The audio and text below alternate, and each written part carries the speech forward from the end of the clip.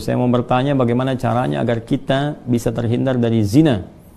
Ya, dan apakah kalau saya bertobat dosa zina saya yang lalu bisa diampuni Allah Subhanahu wa taala? Saya senang sekali dengan pertanyaannya. Ya, saya mau bertanya bagaimana caranya agar kita, berarti Anda dan saya kan, kita semua bisa terhindar dari zina. Nah, itu bagus sekali untuk kita semua karena banyak potensi-potensi yang bisa menjerumuskan kepada itu. Ya, baik misalnya dari zina mata, zina telinga, zina mata melihat hal-hal yang enggak pantas untuk dilihat. Ya, kebiasaan-kebiasaan yang buruk, kemudian zina telinga mendengar kalimat-kalimat yang kotor yang mengarahkan pada hasrat seksual pada tempat yang tidak benar, ya, dan perbuatan-perbuatan yang juga sekarang banyak sekali perangkat-perangkatnya. Semoga Allah hindarkan kita dari itu. Termasuk juga iklan-iklan, ya.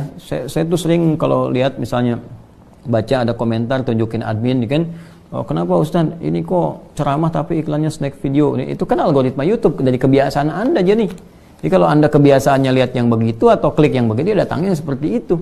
Tapi kalau Anda kliknya misalnya yang baik-baik, ya, atau iklannya muncul ketika ada, itu kan dari kebiasaan Anda buka kan itu algoritmanya tersusun dengan kebiasaan kita buka laman apa dan sebagainya. Jadi Anda sendiri sebetulnya yang mengkreasikan itu. Jadi mengkoreksi untuk membuka sesuatu itu yang benar sehingga nggak datang iklan-iklan yang nggak diharapkan, gitu kan? Baik.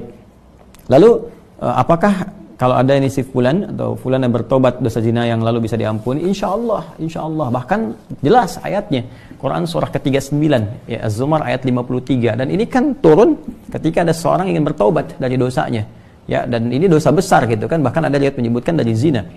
Apa yang disampaikan Allah di sini? Qul ya ibadiyalladzina asrafu ala anfusihim la taqnatu mir rahmatillah. Ya, innallaha yaghfiru dzunuba jami'a. Ya, wahai hamba-hambaku, masih disebut hamba, dianggap hamba, diaku hamba oleh Allah Subhanahu wa taala. Ya, kata Allah, "Hei hamba-hambaku," katakan Muhammad SAW kepada hamba-hambaku yang israf berlebihan. Jadi israf itu udah standar tertinggi dalam dosa. Ya, jadi ada khata, nanti ada afu pasangannya, ada dzambun, ada ghafir pasangannya. Ghafir Quran surah ke-40 misalnya ayat 3, ghafiridzambi dzambi wa qabilit taubi. Kemudian ada naik lagi dzunubun, ada ghafar pasangannya seperti surat Nuh ayat 10, faqultu astaghfiru rabbakum innahu kana ghaffar. Ada ghafur. Kalau naik lagi dzunubun ma'adh-dzulmi, jadi khata'un, dzambun, dzunubun ma'adh-dzulmi pasangannya ghafur, kemudian israf pasangannya rahim. Ya, israf pasangannya apa?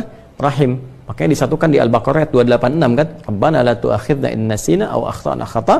Rabbana wa la tahmil 'alaina isran kama hamaltahu 'alal ladzina min qablina. Itu dzambun dan dzunubun ma'adh-dzulmi. Rabbana wa la tuhammilna ma la taqata lana bihi, seperti israf. Wa'fu 'anna, al-'afu, waghfir lana, ghafir, ghaffar dan ghafur, warhamna, rahim.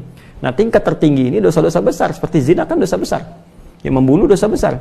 Maka kata Allah, "Qul ya ibadiyalladzina asrafu 'ala anfusihim," hai hamba-hambaku yang pernah berbuat israf. Mungkin ada sebagian yang pernah zina, pernah membunuh, dosa-dosa besar, ya, pernah korupsi, mau tobat dan sebagainya. Masya Allah, ya, alhamdulillah dia mau tobat, mau kembali karena mungkin doa orang tuanya, doa sekitarnya, kesadaran dirinya, kan? Kemudian la taqnatu min rahmatillah, jangan putus asa dari rahmat Allah Subhanahu wa taala. Innallaha yaghfiru dzunuba jami'a. Allah akan mengampuni dosa-dosa itu seluruhnya sepanjang kamu mau tobat. Sepanjang mau tobat. Makanya Allah itu sangat menyukai orang-orang yang tobat dan berusaha kemudian kita mendekat kepada Allah.